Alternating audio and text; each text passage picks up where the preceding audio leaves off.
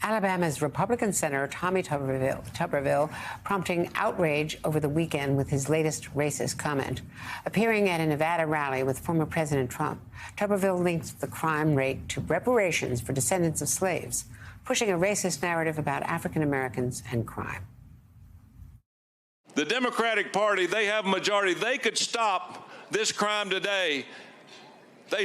Some people say, well, they're soft on crime. No, they're not soft on crime. They're pro-crime. They want crime. They want crime because they want to take over what you got. They want to control what you have. They want reparation because they think the people that do the crime are owed that. Bullshit. They are not owed that. Joining me now is civil rights attorney David Henderson and Washington Post columnist Eugene Robinson. David Henderson, NAACP President Derek Johnson released a statement moments ago reading in part, quote, Senator Tuberville's comments are flat out racist, ignorant, and utterly sickening. His words promote a centuries-old lie about black people that throughout history have resulted in the most dangerous policies and violent attacks in our community. And Tuberville is an Obama birther who made Islamophobic comments as well. He was at a Trump rally in Nevada, which is arguably the Democrats feel at least the closest of the Senate races of incumbents. What's your reaction, David? You know, Andrea, the more you discuss this, the more you look at it, the deeper the problem becomes, not the least of which is because the town that this was said in is a former sundown town that I think has a fire station that still blares a horn at 6 p.m. warning members of the Washoe tribe that they should head home lest they be arrested after dark. So when you look at the backdrop under which this is said, it's almost unbelievable. But here's the reason that it really shocks me.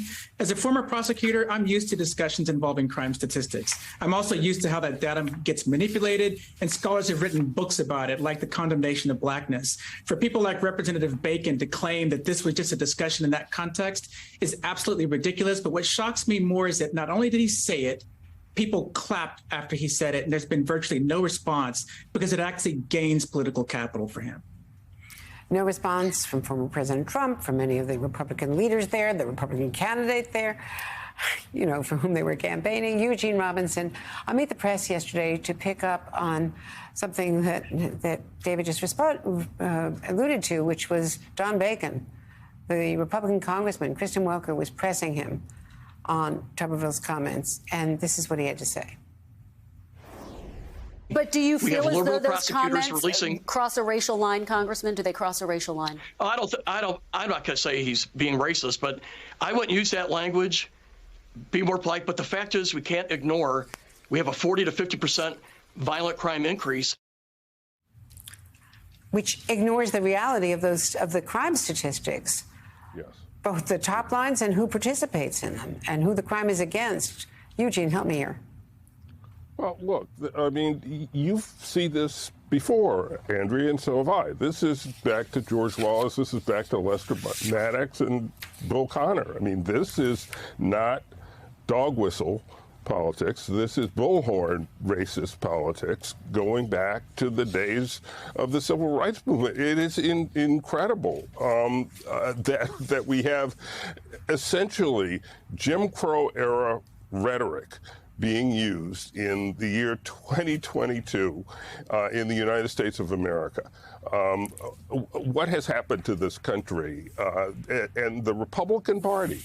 The Republican Party that played such a crucial role in passing that important civil rights legislation of the 1960s can't even bestir itself to mildly condemn this kind of just blatantly bullhorn racist comments from Tuberville. It is absolutely outrageous.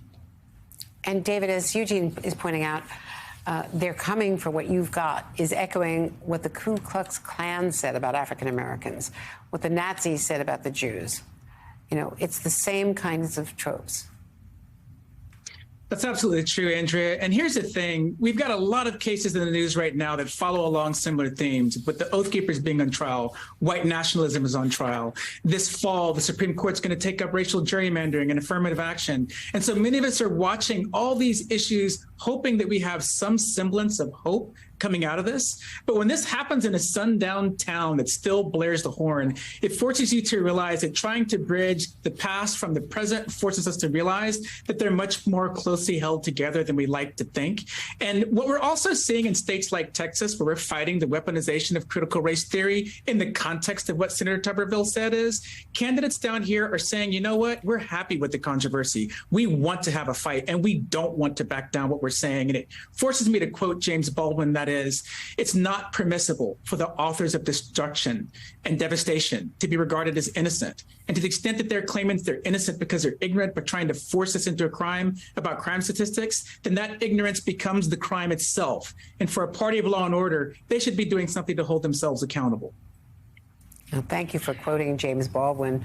And Eugene, we should point out that Trump and Tuberville were campaigning for Adam Laxalt, who's trying to unseat a vulnerable Democrat, Senator Cortez Masto. Yeah, it is. Look, this is the most important midterm election I think that we're going to see in our lifetimes. I really do. There's so much at stake in November, but the fundamental thing that's at stake is the trajectory of our American democracy, which has been toward inclusion, which has been toward making the stirring words of the Constitution apply to more and more people. That's the way we've been heading. It hasn't been easy getting here, but that's been the direction. And the Republican Party now is trying to reverse that. It really is. I have really never seen anything like this, and I think it just says to everybody, if you care about this country, you need to vote in November.